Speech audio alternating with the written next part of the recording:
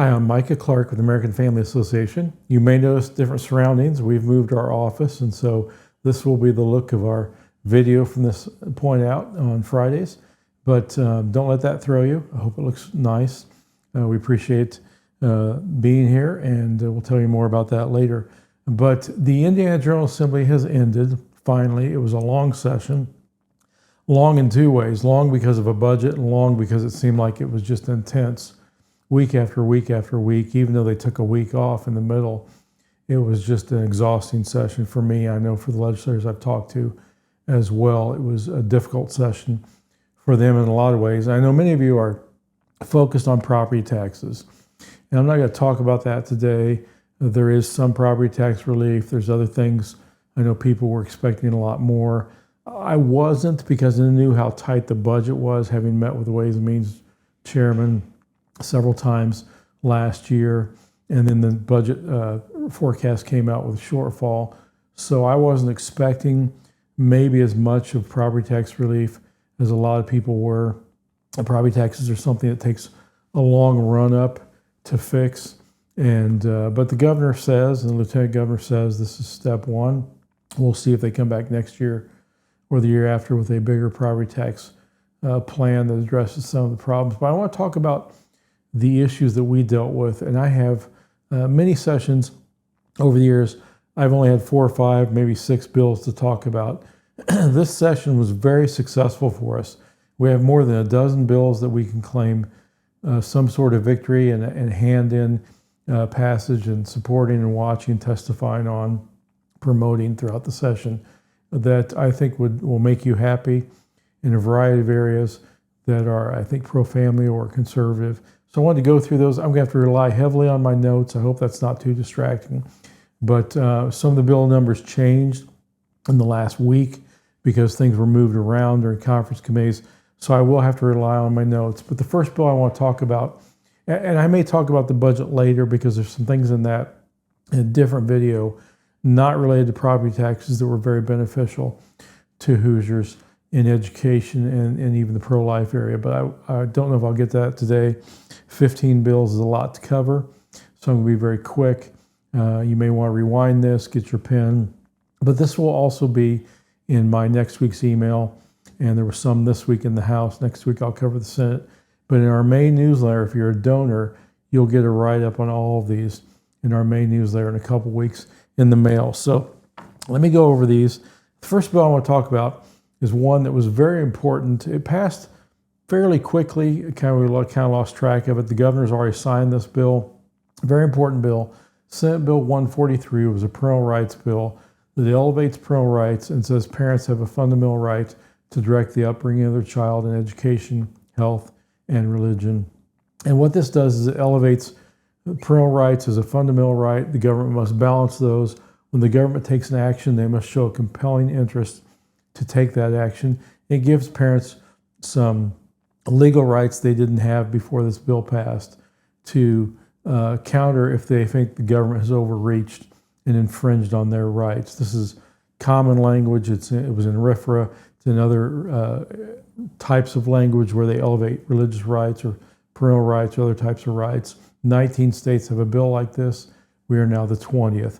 So this is a great win for families and for parents. And that's Senate Bill 143. The governor has signed that bill. And so we're very happy about that. And again, I'm just going in numeric order, so not necessarily importance. But the next bill would be Senate Bill 255. And this is an extension of release time for religious education at the high school level, and would allow students taking a religious program that's during release time. LifeWise is one of those. There's others. But it would also allow, in many cases, a 1 credit hour for that. So that's a positive thing. That's Senate Bill 255. The next bill you heard a lot about in the media. I'm mentioning it because I know a lot of people were watching it, but that's Senate Bill 289. It seeks to limit diversity, equity, and inclusion in instruction in state agencies and schools. The next one is Senate Bill 358. It allows for easier accreditation of startup schools, private schools, that could make the use of vouchers easier for new Christian or private schools. And this is very important Don't know the effect of this yet, but I'm very pleased that this passed. We have school vouchers in Indiana, but the problem I see is that we don't have enough private schools to choose from. So this would make vouchers available at newer startup private schools. I hope the voucher program, which is now universal, that's something in the budget that's going to kick in next year. I hope that will cause more private schools to start up and give parents options if they choose that. But that is Senate Bill 358. The next bill, 287, is one you probably know about. It passed the Senate with just one vote. We were not sure if this was going to make it through the session. This bill requires school board candidates to run like other office holders and have a party affiliation, a Republican or Democrat or independent label. Now, when that bill passed the Senate originally, it would require school board candidates to run like your coroner or your state legislator or your mayor in a primary and a fall election.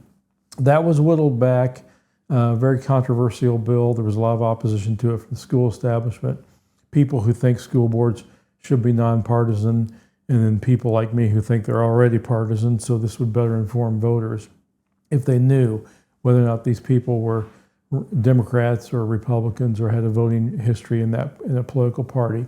So voters better know their worldview. So Senate Bill 287 passed with one vote. It was trimmed back to only include or only require school board candidates to run in the fall, not in the primary. So I think that's a good bill in the sense that it might better inform voters when they vote. And states that do this tend to have higher voter turnout because a lot of people, if they don't know who to vote for, if it's just a name ID contest, a lot of people will skip that. And so this might cause more voter participation and better inform voters. And that was Senate Bill 287.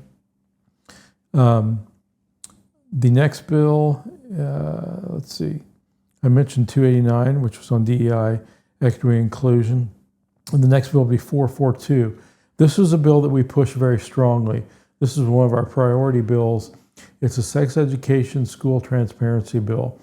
This bill requires school boards to approve whatever sex education curriculum they choose to use and to post something about that on the school website so parents can see that.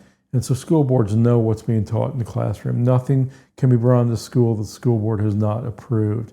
So that's a transparency bill. We believe that's a good bill for parents. And again, school transparency on that sensitive issue. Now going to House bills now. House Bill 1014. This is an interesting bill. There's language in this bill. It deals with other issues, but the language we are most interested in says that a governmental entity, be it a city or a state entity, cannot host anything that would be deemed an obscene performance or fund anything that would be deemed obscene. Now, obscenity is a high threshold legally, so it's not easy to qualify something for obscenity. There's things that you and I might think are obscene or improper, but the law has a legal definition of obscenity. Some people think this may not apply to a lot of situations, but I think it's important to get this on the books and say we're not going to fund this with tax dollars. We're not going to allow city governments to fund this or support this or host this type of thing. Will it apply now? Hope not. Maybe not. I hope the cities aren't doing that. But you never know what the culture is going to be like in 5 or 10 years. If you look at where we were 10 years ago and some of the things we talk about today in terms of human sexuality and morality, who knows what we're going to be fighting in 10 years. And I think it's good to have this law on the bill. And that's House Bill 1014. Another bill that passed, and the governor has signed this one already. Many of these he's not signed, but he did sign this bill. House Bill 1041. This is a Fairness in Girls Sports Act, prohibits males from competing in girls' sports at the collegiate level. Now, in 2022, we passed a bill by the same number, by the way, 1041 back then, that protected girls' sports in K through 12 in locker rooms, keeping men out of locker rooms, and gender-confused men. This extends that to the collegiate level, and that's very important. And that is House Bill 1014. So that's a huge win. Protect women. Another bill is House Bill, I'm sorry, that was House Bill 1041. 1014 is the obscenity performance. 1041 is protecting girls' sports, or the Girls' Fairness in Sports Act. The next bill is House Bill 1348. This simply states the high school diploma issued by a non-accredited public school equates to that of a regular high school. What this stems from is some homeschool students who graduated, certain entities, I heard some police departments, maybe some other businesses, were not accepting homeschool diplomas, and this allows or requires them to do so. It says the state recognizes a homeschool or a non-accredited private school diploma is the equal of a public school diploma. House Bill 1390 deals with, I think it deals with towing. So if you look up that bill and some of these bills, you may say, well, what does that concern? Well, there was something put in that bill on transportation regarding advertising of marijuana, and makes prohibits the advertising of billboards, things like that, of marijuana in Indiana, because marijuana is not legal in Indiana. And this is a particular problem up in northwest Indiana, where you have Michigan and Illinois advertising, sending out postcards to people trying to get Hoosiers to buy marijuana, which is a dangerous, mind-altering drug. So that's a good thing. There was another bill, and this was a big issue. Didn't watch it real closely, but Representative Garrett Bascom, a new freshman, had a bill, 1393, requires Indiana law enforcement to notify authorities, immigration authorities, when they arrest someone for a crime who they believe is here illegally, so ICE can investigate that. And then the last bill to mention is kind of where we started. I mentioned to start off with Senate Bill 143 on parental rights. One thing we wanted in that bill that we didn't put in the bill, because parental rights has come up year after year. It goes back, I dealt with this even back in 1995, but this has come up recently, several years in a row. And a lot of times getting something passed is the art of compromise. So we didn't put this in the parental rights bill, but the legislature wanted to address it anyway. So it was stuck in House Bill 1412, a sentencing bill. And that bill there's a sentence in that bill that is very important, and it says that referring to a child's biological sex is not considered child abuse or child neglect by the state of Indiana. That is a huge, huge win for us, because there have been parents who've lost their children, had their children taken away because there was a disagreement on transgenderism, where this child had been indoctrinated into that and the parents didn't agree with it. If they're simply calling their child by their biological sex or their male or female name, that is not grounds for prosecution for child neglect or child abuse. And so that is a big, big win as well. Again, I've thrown a lot at you today. And again, this will be in my main newsletter. And next week, I will cover the Senate bills in my weekly email on Wednesday. Last week, actually this week, 2 days ago on Wednesday, we had the House bills I covered. So just to show you, we had a lot of bills we were dealing with on a lot of issues and a lot of victories, some small, some big. But this was a great session, in my view, from the Indiana General Assembly, from the perspective of the American Family Association. And that would not have happened. These would not have happened had you not made the phone calls, responded to my weekly email, had you not prayed for us, had you not financially donated to us so I could be a voice for you. Your phone calls made my voice stronger down there when I was talking to legislators and when I was testifying. So this could not have happened without you. It's always that way. It could not have happened without your prayers. And we thank the Lord for the wins that we had this session. We'll continue to work on things throughout the summer and fall. And before you know it, we'll be back in another legislative session, and we'll be fighting for families and faith and freedom and values that AFA supports. So again, thank you. I hope you're encouraged. I know there's a lot of negativity out there on social media, but remember, there are a lot of good things that happen as well. And they happen because of your support of the American Family Association. I'm Micah Clark. I hope you have a wonderful weekend.